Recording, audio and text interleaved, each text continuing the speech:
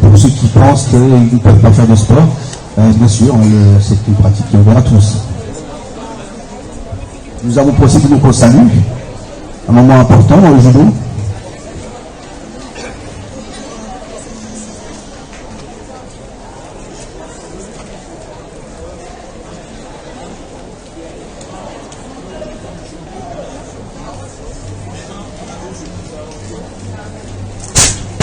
Nous procédons donc aux chutes. Vous avez les différentes chutes, chute avant, chute arrière, chute latérale, qui sont tout simplement le moyen de ne pas se blesser lorsqu'on est projeté. Nous avons des chutes plaquées, des chutes relevées. On a une maman notamment qui est là, qui a commencé le judo, qui est bientôt ceinture verte.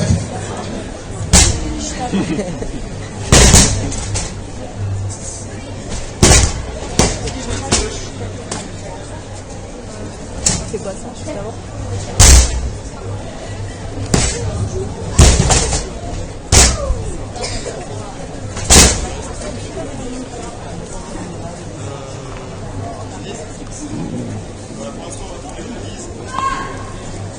Donc bien sûr, vous allez voir un petit peu les Jeux Olympiques de Rio.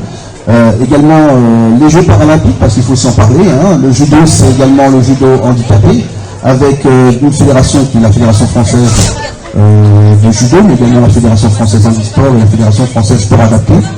Nous accueillons aussi des enfants en situation de handicap dans les deux fédérations, et nous avons aussi des champions de France cette année en sport adapté, 2 médaillés de bronze et 1 médaille d'or pour le judo du Stade Poitvin.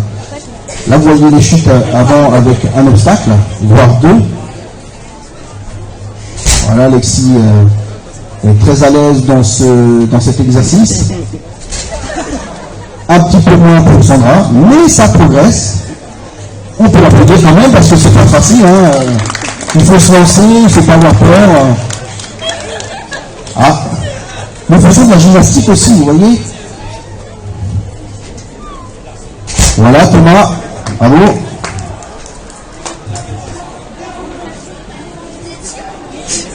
Alors, oui. Voilà, Mehdi, tu avais un petit peu peur, mais tout se passe bien. Et oui, voilà. Très bien, Zachary. Alors, c'est pour Zachary. Gabriel.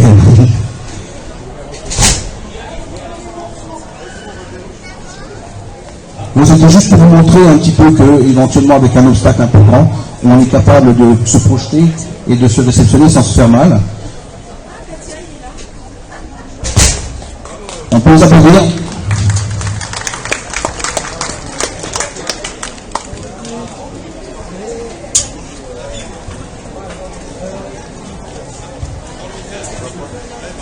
Le judo se pratique à deux, puisque quand on fait un combat, il faut quand même avoir un adversaire devant soi. Et donc, dans l'exercice, notamment ce qu'on appelle les uchikoni, répétitions techniques, nous allons performer, en tout cas, apprendre le corps à avoir une réaction, à avoir une mémoire musculaire, et ainsi à répéter le même mouvement jusqu'à ce qu'il devienne de plus en plus parfait dans le placement. Et la projection, bien sûr, derrière, qui vient finaliser le mouvement.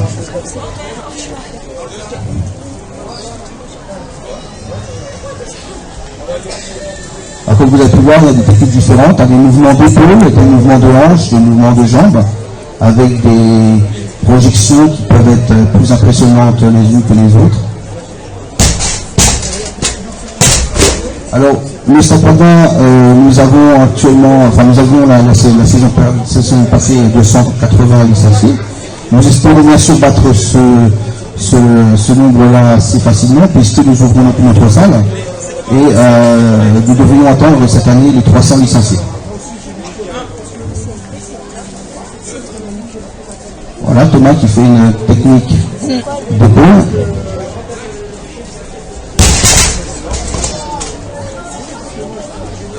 Un mouvement d'épaule, ça s'appelle Morote Senagé. Voilà.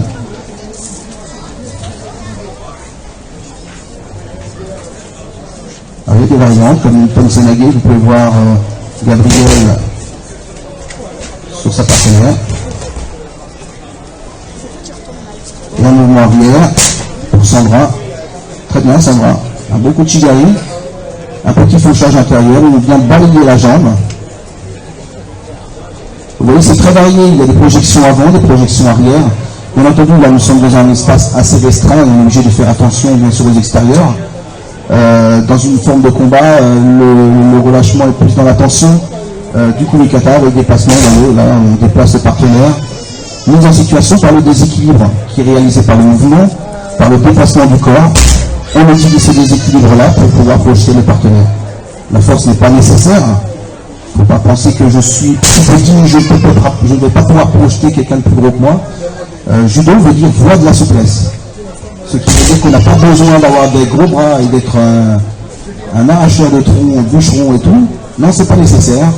Il suffit tout simplement d'utiliser la technique pour pouvoir projeter un adversaire plus fort que soi. On peut applaudir Pierre et puis Gabriel.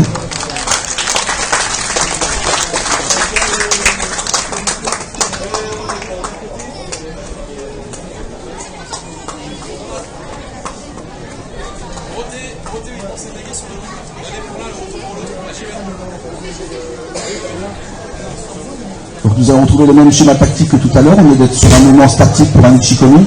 On va déplacer le partenaire et on va projeter. Déplacement, mise en situation, déséquilibre, placement du corps, projection.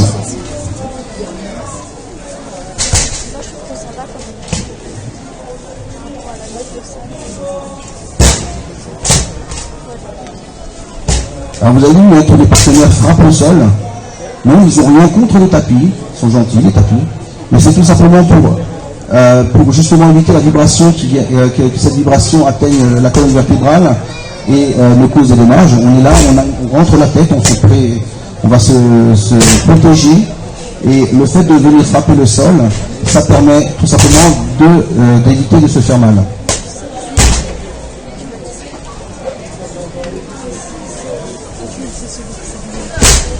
Oui, bien c'est vrai.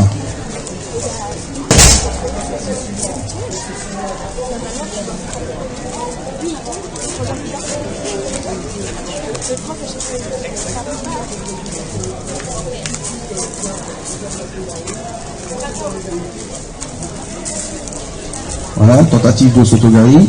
On va faucher la jambe arrière. Il revient vers l'intérieur, il vient faucher la jambe à l'intérieur, Kochigari, mouvement intérieur.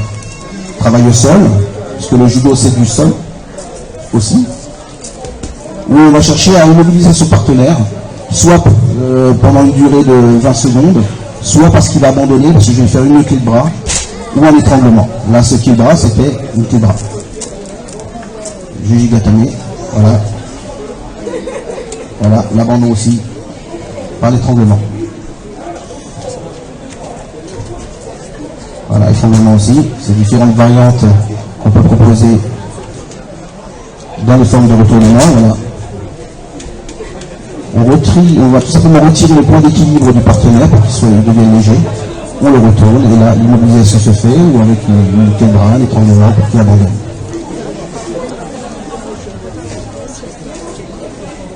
Et nous, le judo est un sport de contact, donc il ne faut pas avoir peur de se toucher.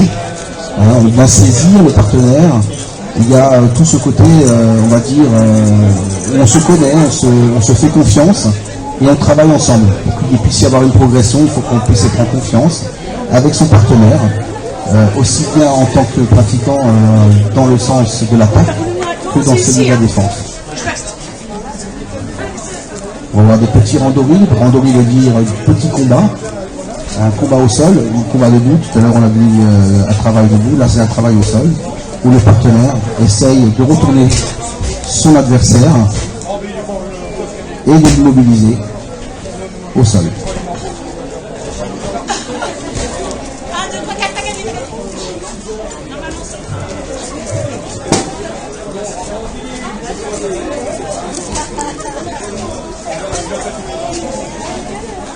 À côté de moi, vous avez Aurélien Gomez, qui finit donc 3e au championnat de France paralympique cette année, on peut l'applaudir. Cette compétition se déroulait sur Poitiers, et je ne sais pas si vous avez eu l'occasion de voir ces compétiteurs. Plein de vie et avec beaucoup de volonté. Voilà le judo à la fin de chaque combat. Avant chaque combat, on salue son partenaire par respect. Le judo est aussi une école de vie avec bien sûr un code moral qui n'est pas fait uniquement pour faire joli sur un mur ou avec des principes qu'on n'utilise pas. On utilise ces valeurs qui sont les valeurs de la vie, savoir vivre ensemble et se respecter les uns les autres.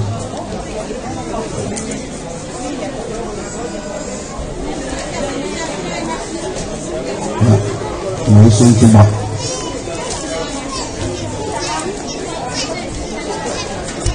Je voudrais voir Adil parce Tentative qu'il de a son saisie copain de d'école qui est là. Brielle.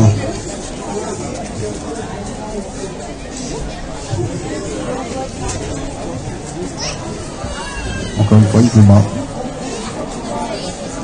Gabriel, Gabi.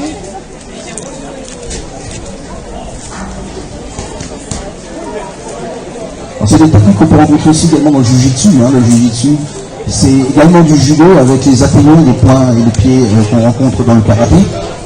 Et nous allons nous enseigner les trois formes de Jiu-Jitsu, à savoir le Jiu-Jitsu traditionnel, le Jiu-Jitsu self-défense et également le Jiu-Jitsu combat. En situation de randonnée, cette fois-ci les deux essayent d'attaquer, les deux essayent de projeter les partenaires. Alors bien sûr, nous sommes dans une estrade avec un petit emplacement, donc on est obligé d'être extrêmement vigilant.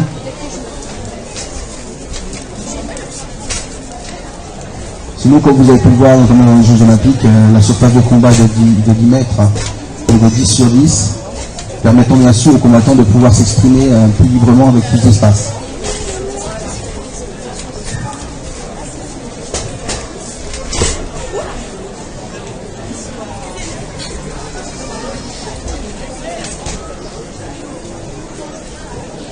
Comme vous pouvez voir, il y a toujours une mise en sécurité, bien sûr, de l'adversaire.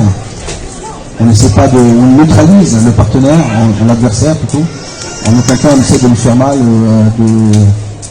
de le blesser.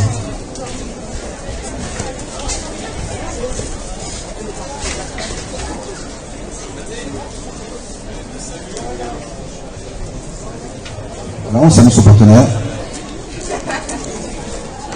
Et on va procéder au salut final.